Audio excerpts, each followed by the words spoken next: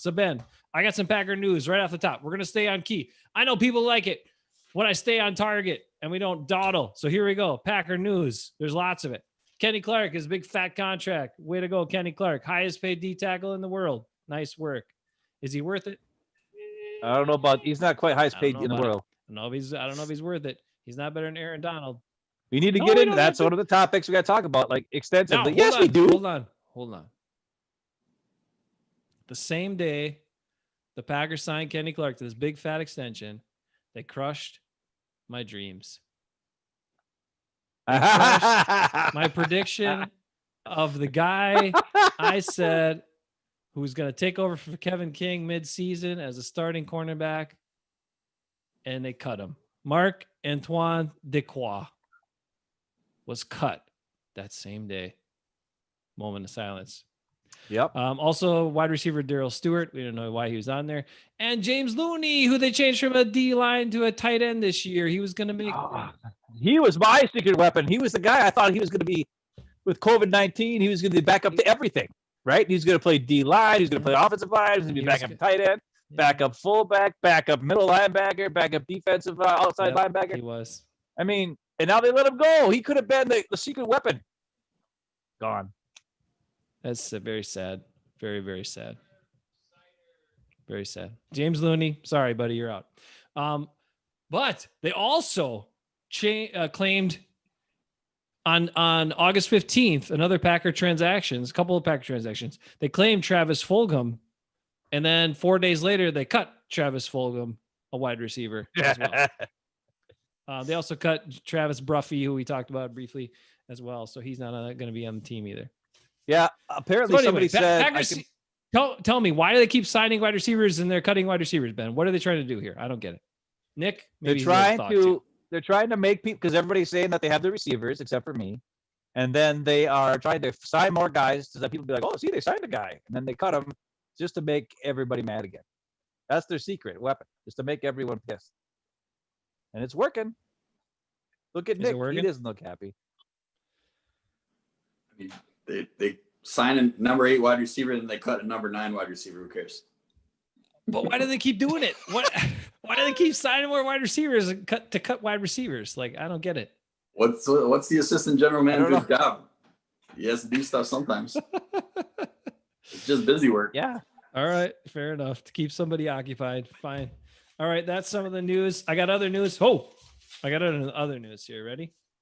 Lots of drops so far in Packers camp. Lots of drops. It was commented by the media. And you know I hate drops. What do I hate more than anything in football, Ben? Drop passes. Corey Linsley, you really hate him. I would rather see a drop pass is worse than an Ole block. It's the worst. The worst. Quit dropping passes. All right. Also, Packers practice in Lambeau Field for the first time this week. That's very exciting. And Tyler Ervin has been lining up at wide receiver. Tyler Ervin, the running back at 192.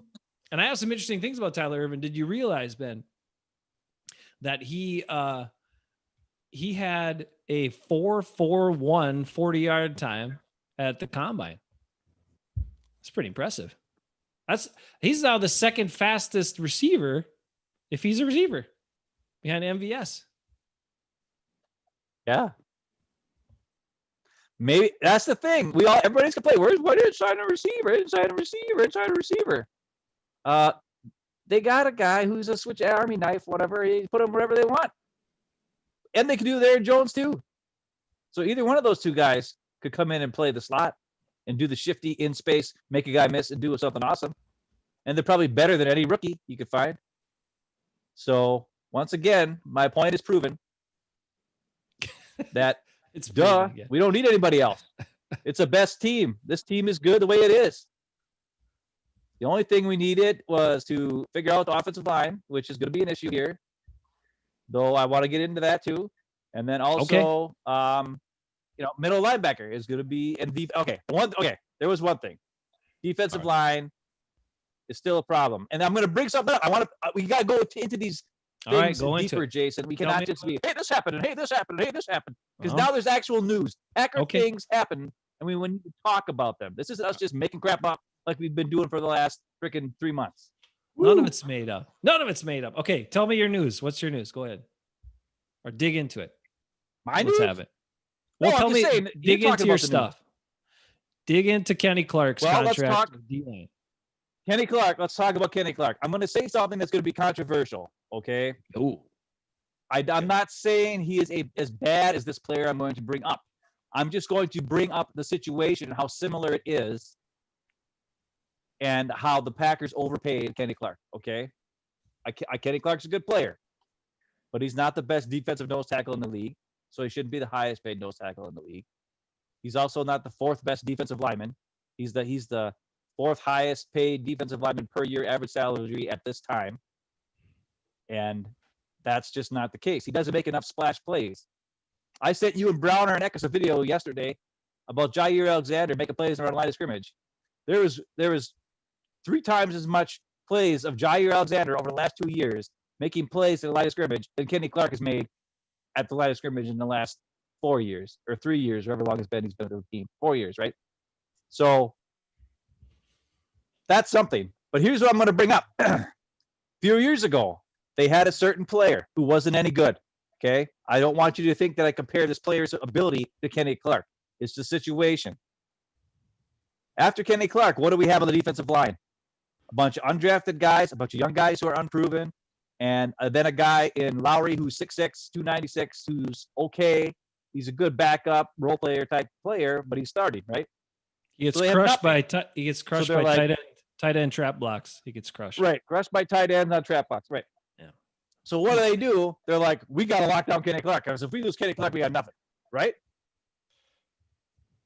Think about it and compare it to a couple years back, where a certain guy was a free agent or going to be a free agent, and the free agent at his position was not that great.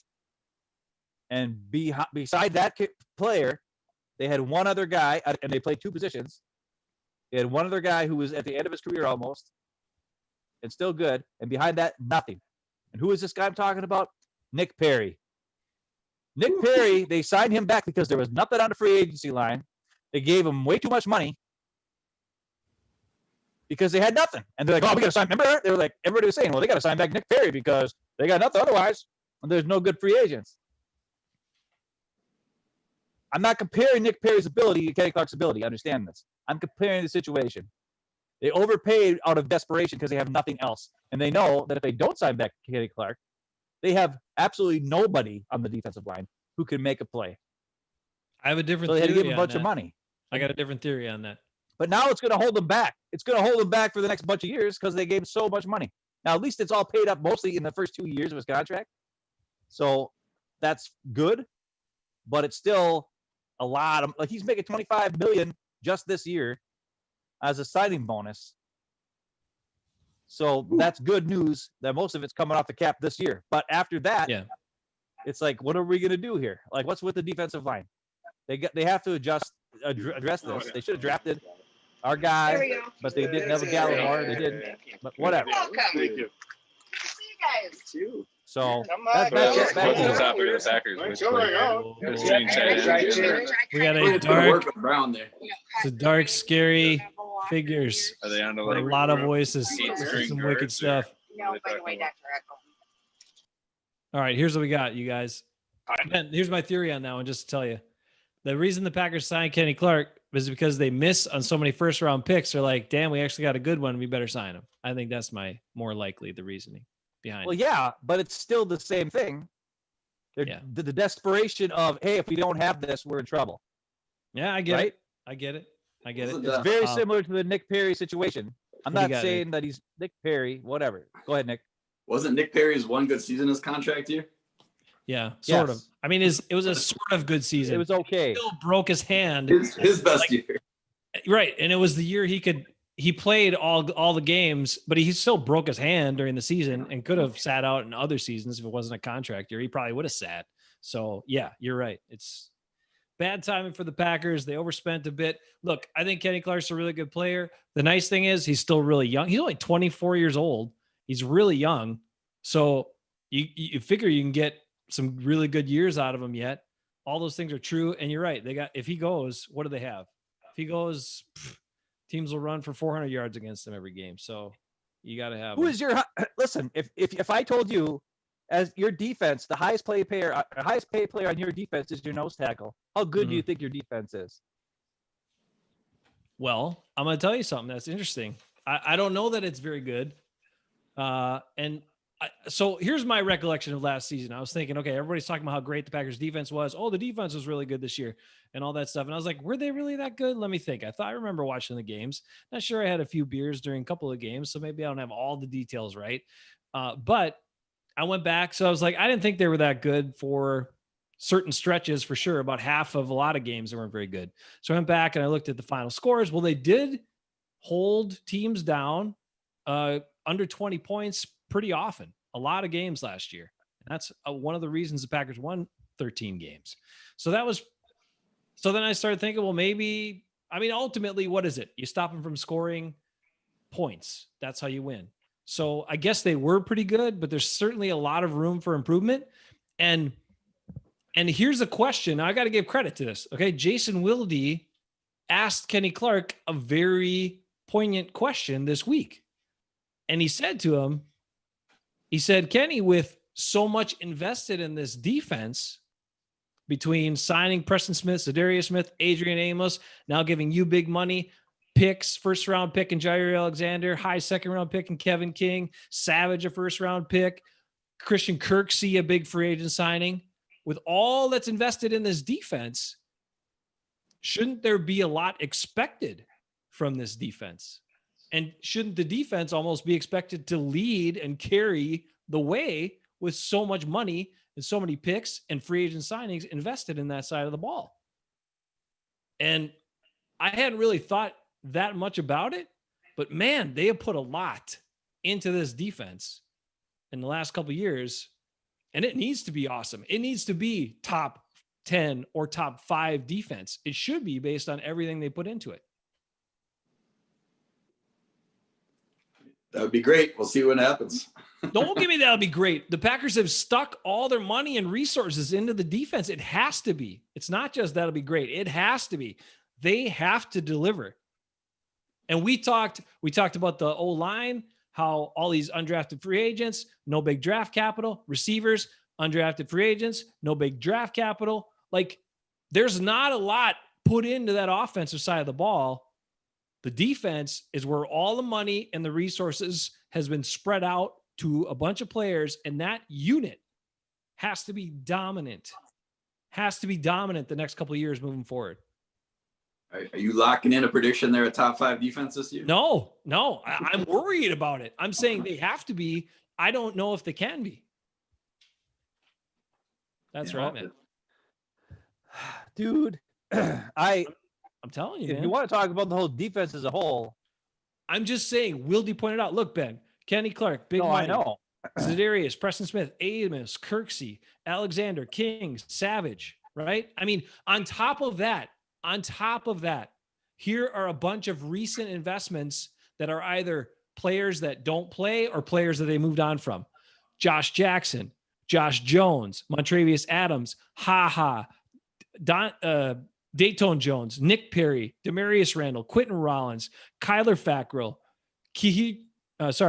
Kiri Thornton. I don't know if anybody remembers that pick, but he was a second round pick or third round pick. And Jarrell Worthy back in 2012. Oren Burks, Rashawn Gary, all high picks in recent years for this defense. It's got to be dominant, man. It's got to be one of the best units in the league because the Packers keep putting everything into it. We'll see. And people got to wake up to that. People can't be like, oh, Aaron Rodgers, you're not doing good enough. The offense isn't doing good enough. This defense should be carrying this team. That's what the Packers have invested in, the defense. But they haven't invested in the defensive line, and they can't stop the run. So if you can't stop the run, it doesn't matter. They better get some Their snacks pretty quick. Their defense it's very weird. This is the thing that's so weird about this. It's almost as if they're still they set up this defense as if it's still like 2017, 2016, and Mike McCarthy is the head coach, and they're doing a lot of passes to the wide receivers, and they want to score a bunch of points and all this other stuff. But LaFleur wants to do control offense, running game, tight ends, slow the game down, have control, ball control, all that kind of stuff. And if you play offense that way, your defense has to stop the run. And then maybe once in a while you give up a big play because you're stopping the run so well. But, who gives a crap because you stop them 90% of the time. But the Packers defense is designed at this point to suffocate the wide receivers, attack the quarterback. But they're susceptible to the running game, which doesn't get them off the field, which doesn't control the ball. It's the exact opposite. Like, it's designed for still trying to get turnovers through interceptions and sacks and sack fumbles and stuff like that. That's how the Packers have won for years and years and years, the last 20 years, really, right? They make plays on defense. They get turnovers. They cause the quarterback to do stupid stuff because they confuse them with moving guys around and all this other kind of crap with the 3-4, right? Because that's what 3-4 is designed for. We got 3 guys holding down the offensive line, and then we got 4 linebackers who could be coming at any time. We don't know, whatever, blah, blah, blah, right? Except now, instead of having that type of defense at 3-4, they have 3 defensive linemen. One of them is probably can hold up against something. They have 2 outside linebackers who pretty much just rush the quarterback all the time. And that's kind of the way it's been. Like even like Clay Matthews would go back in coverage every now and again. I don't think Za'Darius ever goes in coverage. Preston Smith sometimes goes back in coverage. So there's really no secret that they're coming, right? So you can either run away from them if you're going to run the ball, or run right at them and let them go Olay past you and just shove them and let them keep going. And it's like the offenses of other teams have figured it out. They're like, okay, they want to make us turn the ball over and do stupid stuff. We're not going to do it. We know what they're going to do. Even if they disguise it, we know that this player can't cover. This player can't cover. This player doesn't attack the line of scrimmage. They knew that, Tremont doesn't like tackling, so let's run over there. Stuff like that. Like, they know that Martinez would tackle, but he wouldn't attack the line of scrimmage. He'd wait until stuff gets past the line of scrimmage, and then he has to make a tackle. Okay, we're not worried about him like attacking the play, so we'll just leave him all open. And maybe he'll tackle us, but it'll be a 6-yard freaking tackle. We'll double team the defensive lineman instead and get 5 yards on the play because we know he's not going to attack the line of scrimmage and bust through there and bust up the play. And these are things that have happened over the years. So their defense is designed for something that the offense is not going to do anymore. So it's really confusing, and they need to figure it out. Either LaFleur needs to go attack, score a bunch of points, and the defense needs to figure out how to stop the run. And I don't know how they're going to do it when everybody knows what's going on. Back to you. Sorry, we had the technical difficulties. One more threw thing. me off for a little bit. Oh yeah, go ahead. I just want to say, I don't know if Browner and the guys at the Statesman guys are listening, but it sucks that it was just kind of wacky. We couldn't hear what Browner was saying, or I don't think he could hear us either because he didn't have headphones on. So it was just like ambient noise everywhere. A lot of background noise and all that stuff. But we'll get those. Yeah, guys I thought it'd be cool to have those guys on, but it would be. Well, even though some of the guys that they're hanging out with, it would have been cool, to hear what they have to say too. But right on. It sucks that they can't. We just couldn't hear them. I hear a lot of feedback on your stuff too, there, man. Hopefully they got Ben. You're really crackly again. I don't know what happened. It's like before we went live, you sounded fine. We went live and you're crackly. I don't get it. Is your mic on your shirt? Maybe you can. No, he's got a totally different headset tonight, just because it was crackly the last couple of weeks, and it's crackly again. I don't know. So you think it's maybe it's my phone. Rochester, Minnesota, or it's your phone? I blame Rochester, Minnesota. I blame Minnesota for a lot of stuff. All right, hey, here, Ben. Something that's interesting. What you said though is that I spent $12 on this crappy headset for this, and it still sucks. Yeah. It's not the headset. It's not the headset. Give it to your kid. Give it to your daughter who wants to do stuff, play games and whatever. Here's something I came across though. Now you're right. But I'm just saying, I thought that was a really interesting question by Wildy, and it really stuck it in your face to make people think about how much Packers put in this defense. It's got to be better. It's got to be awesome. They're going to have to do it. one other thing about this is kind of a fun fact here. Actually, you know what? I'm going to save it for a trivia question. I'm going to save it for a trivia question for you. It's good. It's comparing Jones, Williams, and Tyler Irvin and some of their combine stats and stuff like that. I'll get that to you later. I'm gonna get 0 of those right. It's kind of fun. It's kind of fun. But anyway, Ben, what else did you have in terms of Packer news examination? Was there anything else that came up that you wanted to talk about? Are we gonna do all that now? Because I got a bunch. Oh God. Well, then stop. Because some people, I told them all about the trivia, so some people might be checking it out for trivia. So I do want to make one quick. Why don't we sprinkle in a couple trivias and then we'll move to other stuff and then all right. a couple trivias. All right. I'm gonna give you some trivia right now on those guys, those running backs. Here you go. Ready?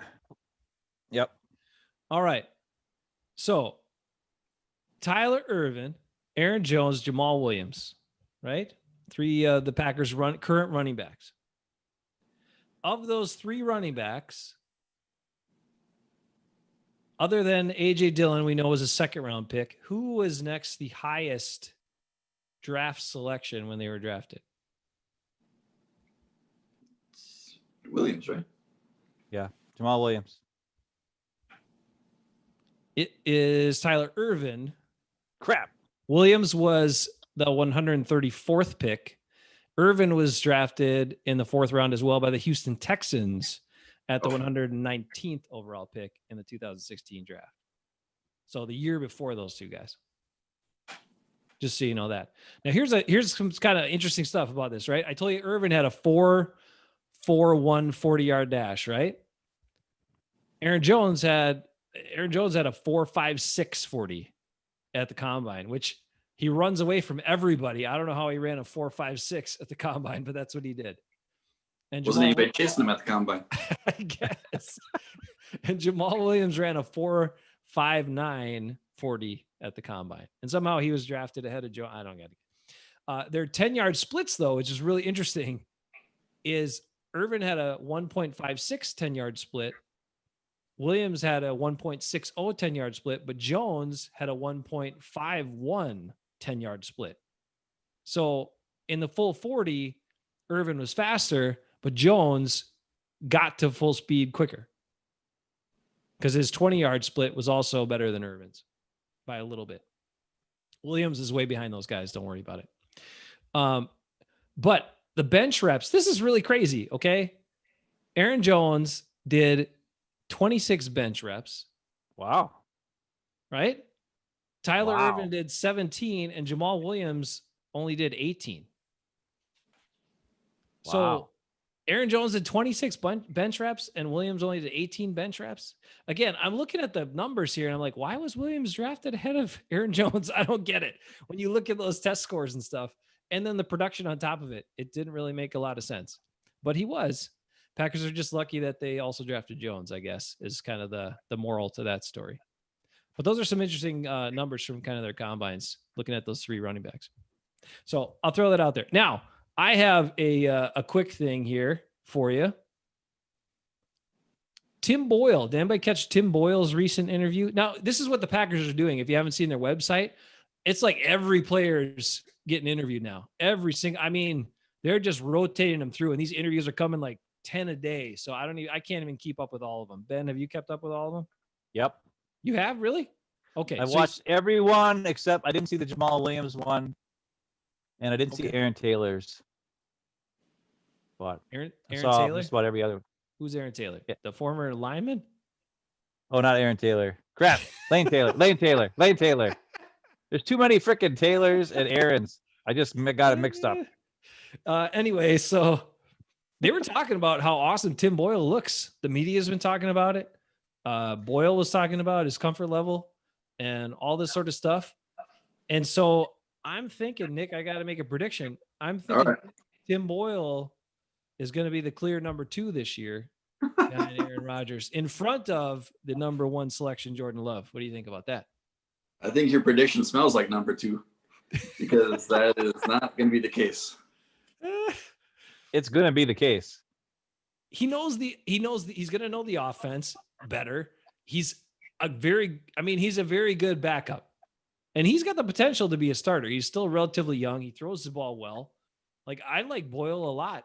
And Now, I didn't go as far as I wanted to go with my prediction, which was Tim Boyle will eventually take place of Aaron Rodgers and Jordan Love won't even work out. I didn't go that far, although I thought about it. That I'm might just be saying, better. you like that one better? It might be better prediction. You think they're going to force Love into second place duty this year? Come on, man. You do? Okay. All right. You don't take a first round pick and make him your third string practice squad quarterback. I agree, but The Packers do. the Packers do. They took Rashawn Gary and they played him 3 snaps in the NFC Championship game. So if they can do that, they could certainly take off first round quarterback and not play him all year long. They're not going to put him on the practice squad because somebody might steal him. Rashawn Gary's not a quarterback. I understand that, which makes it even easier that he should have seen more playing time, and he didn't. What do you guys think about that? Tim Boyle. I'm saying he's doing it, man. He's going to do it. Well, somebody was saying something on one of Aaron Nagler's things. They were like, are we going to do a Matt Hasselbeck with Tim Boyle? Trade him away for a first round pick? And then they're like, I don't think that's going to happen. But if he does look good, they could possibly trade him for, some kind of pick because he actually is good. You know what I'm saying? But he ain't no Matt Hasselbeck. Let's be honest there. Jeez. Apparently, he's. The other thing that was weird is they talked about how good he was, and they kept. Yeah, that's what they said. They said his biggest thing, the reason why they signed him was because he could throw the ball like forever. Like he's got like a cannon of an arm, but his accuracy was his issue, and possibly because his ability to read defenses, all that kind of stuff, still needed to adjust and get better and all that kind of thing. But the other thing that's weird is everybody has been saying how good he is, and then I've heard people talk about the receivers making great catches where the ball was just thrown behind them and ball was just thrown over here, and it was Boyle threw the ball to him. And I'm like, well, if Boyle's throwing behind guys in space where there's nothing but running on air in these practices, like, is he really that good? I don't know. I think they're just looking for something to talk about at this point. Maybe. Hey, Ben. Maybe Nicko's right. Did you hear this though? Their golden boy Jordan Love. What? Did you hear what happened? This year, Geronimo 2.0, Malik Turner, who I told you last week was Geronimo 2.0 because he's only 1 inch shorter, a tiny bit faster, same weight, from the same university, same lack of production, same short yards per catch in college. He caught a ball down the sideline from Jordan Love on one of his best throws so far in camp. So if the Love Turner connection is happening, that guy's on the team, man. And I told you he's making the team. So put it down. Number 6 receiver, Malik Turner in Packers camp. That's what's happening because he's Love's boy. They got the Love connection. Love Turner connection right there. So get ready for it. He can join him on the practice squad, sure. But that's about it. Hey, all right. I got some trivia questions for you. Got to jump into it now. Made me wait long enough. That's enough news for now. Oh, what other news? Sorry. Last news point. Davante Adams had a big scare and twisted his knee up or ankle or whatever. And he was hobbling around. Everybody freaked out in practice. Davante Adams. It's not badly. People get hurt. Aaron Rodgers had his only perfect game of his career without Davante Adams in the game. That's why they got Tyler Irvin in the slot. It'll be good. Yeah. I got a 45-second piece of news. Give it to us. Let's do it. Ben, you see your boy Pat McAfee has been up to recently? He got married. Not talking about that. Pat McAfee has been getting into the pro wrestling business. Oh, that's right. Oh, yeah, I know. They had the Hafeman brothers senior wrestling correspondent. I have to point out that he's gotten a feud with a guy named Adam Cole, and Adam Cole is part of a faction where he has a couple guys that have his back. He's not a solo guy. He's got a couple guys that got his back. So Pat McAfee showed up to the wrestling show this week, and he brought his backup with him for the tough guy to fight the other guys. And who did he bring? The Hawk. right? AJ Hawk? Former Super Bowl champion AJ Hawk was his muscle. So they got their pay-per-view this weekend, and AJ Hawk will likely be involved in physicality at the pay-per-view, and they announce him every time as former Super Bowl champion AJ Hawk. Impressive. Is that what they call him? Wow. They showed up in a limo and all that. Pat McAfee is actually the bad guy in this story. They kind of have him as the jerk, even though the guy that he's fighting, wrestling with, was a bad guy before this, and now McAfee's going to be the jerk. I saw the interview he did when he was on the Pat McAfee show, and it seemed way too staged to me. So now that you say that, I'm glad. Yeah, I know. But I mean, it was like, because he just went off the freaking rails and started yelling and screaming, and McAfee's not the best actor, so this guy was much better than McAfee. And McAfee was like, "What just happened there? Like, was I the bad? Like, what did I say? Like, it was just kind of like, okay, McAfee, you're not the best actor in the world, dude. Yeah, this guy's much better than you." It's tough to make the punter look like a tough guy. But they're saying that if he gets him in the right spot, he can kick his head to the moon. So that's his big move, is that he can kick really hard. Well, he can. And then when the other guys wrestler, I'd be worried about my nuts. That's still illegal. You can kick a guy in the head, but you can't kick him in the nuts. Oh, yeah. Well, I've seen guys do it in wrestling, so it ain't nothing. It ain't that illegal. On this show, the ref is not looking, you can still do it. Or on this show, or whatever they call them. On this show, we say coconutties. And the coconutties. But so AJ Hawk is stepping in the wrestling business, just like former Packer greats Kevin Green and the aforementioned Reggie White. Oh, that's right, Reggie did. That was funny. So that's Packers wrestling talk for this week. All right, before we go, Ben, can't get to all that stuff. It's already an hour and a half. We gotta just talk one more thing. All right, it's very important. Offensive line. Okay, O-line. What do you got? Lane Taylor. Lane Taylor has been they've been shuffling him in at right guard. And at first when they said, I thought they were just putting him in at right guard and just having Billy Turner at right tackle.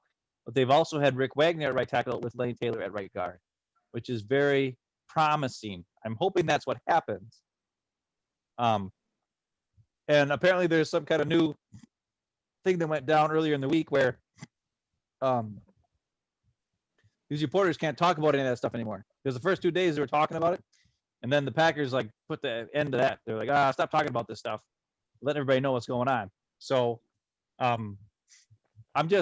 it's very cool.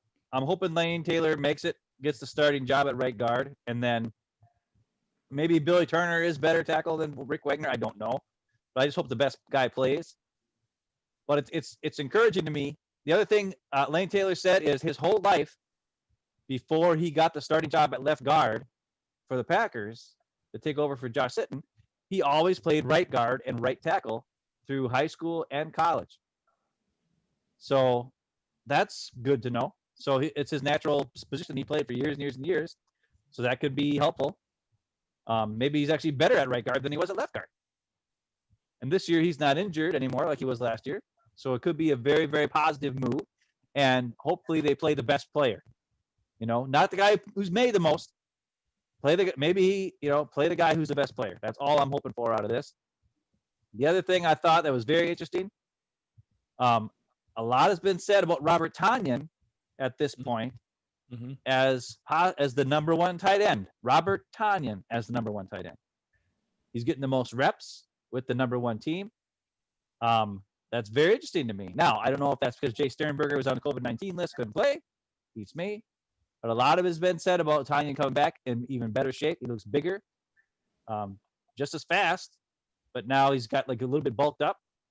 And that's pretty cool to see an undrafted guy who could possibly be the starting tight end over 2 third-round picks the last 2 years here. So this is encouraging to me if this happens, where they play the best player and not just the highest paid or the highest picked player. That would be nice to see. The other thing that was brought up by the media was that Rodgers, in 11-on-11 drills, Rodgers has thrown to Tonyan each time they've done 11-on-11 the first 3 times. that he's hit him on passes up the seam. So I like that too. I think it makes me go back to what you said. Tanya's definitely going to make the team. I didn't know they were going to work him in that way. Lewis is not going to necessarily be a starter. He's going to be more in, spot duty. Bob Tanya is probably the most complete tight end of the group when you look at everything he can do. And he trained with George Kittle in the offseason again. And they were quarantined together. So they hung out, they played video games. He said, they competed at a bunch of stuff and like everything. So, if some of that Kittle rubs off on him a little bit more, or even if it's confidence or whatever, hey, awesome. Cause I think he's got the tools. And even though he was undrafted, he's got great hands. He's big enough. He's fast. He's pretty decent blocker. I mean, I don't know. I like him. I've liked him ever since they had him. So hopefully he sees the field a bunch. I would love that. They also been saying MVS has been playing really good the last all week, pretty much. He's not one of the guys who's dropping balls all the time. It's been other guys. He's been making the plays. So that's pretty cool. Rodgers has thrown like 5 interceptions already in these games or in these practices, which is kind of scary. At least he had in the first 3 practices, he threw 5 picks. He threw 3 picks in one day. That's okay. Adrian Amos has been getting picks like all over the place. Christian Kirksey got the first interception off Rodgers in the first practice or second practice. They have said Kirksey's been really impressive. So they're really banking on him. In pass protection or in defending the pass, yes, he has been, they said. But it's not going to help. I'm worried about the run. Because Kirksey's even lighter than Martinez is. So he's quicker and faster, and he's a better coverage guy. But is he going to be able to, he's going to have to attack a lot. He's going to have to play very different. He's going to have to attack a line of scrimmage on running plays. He's going to have to read and understand what's going on as soon as the ball snapped. And if he doesn't, because to be honest, his pass protection skill or his pass coverage skills aren't going to do anything if they're running the ball all over the place, right? It just feeds into what I said at the beginning of the show. You know what I mean? It's just another guy who's great at pass coverage, and that helps against the run. I don't know. So it's a little scary on defense, but yeah, apparently the Joe Jackson looks great too. Apparently they're saying he's like covering Devontae Adams and shutting him down, and it's like, what the hey is going on? Like I don't know what's going on. Well, that pick's got to. And who's the guy second rounder? Yeah, and who's the guy they drafted really late? The safety. They were saying he's been making plays. Vernon Scott. I'm wondering if he gets to. Yeah, I wonder if he gets to play before Savage. I don't think it will happen because Savage first round pick, but yeah, because they said Savage isn't really making any splash plays or do it. You know what I mean? But Scott's been making plays, and Adrian Amos has been making plays. Goody's too proud, man. Goody's too proud to let that happen. The other thing that worries me is this whole Tanyan talk is like the Danny Vitale talk of last year. That's what it worries me about. Don't say it. I'd hate to see it because I really think he could do awesome if he gets the chance to play. Nick. What? Who are your MIPs for the Packers offensively and defensively? Who is the MIP on each one of those units, according to you? Is that most improved or most important? Important player. Most important player? I would say Aaron Rodgers. I guess I would say. I guess I would say Kenny Clark, I guess. Okay. Because I would say Aaron Rodgers by 10 miles over everybody else. And that Kenny Clark can step up his game and be a force that he's getting paid like, then they should be in good shape. Yeah, you should call us the MPPs, most paid player. Because Kenny Clark is the highest paid player on the defense. And he's not the most important player. Well, if he plays good, it'd be nice. I think the most important for each unit, and it's not because they're going to be the biggest, always the biggest part of it, but the ones that are going to make the one that's going to make the offense work, the most impact to make the offense the way they want to play it work is MVS.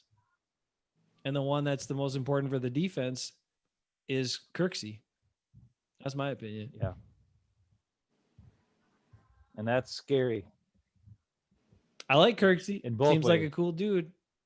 I like Kirksey too. But then if he's the most important player, then why are they paying Kenny Clark all this money? I mean, Kenny Clark's got to do what he does, and Aaron Rodgers has to do what he does, and you expect him to. But those guys have to be key contributors and do what the team needs them, or there's going to be major deficiencies. The Packers, if MVS isn't solid, it can't catch the ball, isn't reliable, they have no deep threat. And so then the defense can collapse against the run, can collapse against the short pass game, all that sort of stuff. And then on the defense, if Kirksey doesn't clean up all the tackles, I mean, I don't know. Kenny Clark can be doing his thing, but he's going to get double teamed and then what? You know, I don't trust Burks to make tackles, even though he worked out well and had a great offseason apparently and all this stuff. And whoever else they're going to plug in there, Kirksey's got to be the man. Like, he's got to attack the run. He's got to dissect, attack, tackle, and he's got to be awesome in pass coverage. That's it. So that's what I think. Okay. One trivia. One last question. I think I had a prize too.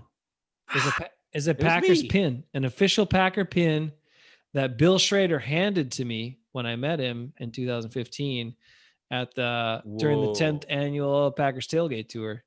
Give it to Browner. Give it to Browner? Because they tried. I'll give it to Browner. You guys both did well, though. You did better than I expected. And I asked questions that I didn't expect as well. Now, I had zero studying. last question, and you both can answer this. Uh-oh. Whose haircut is better, Chris Sims or mine?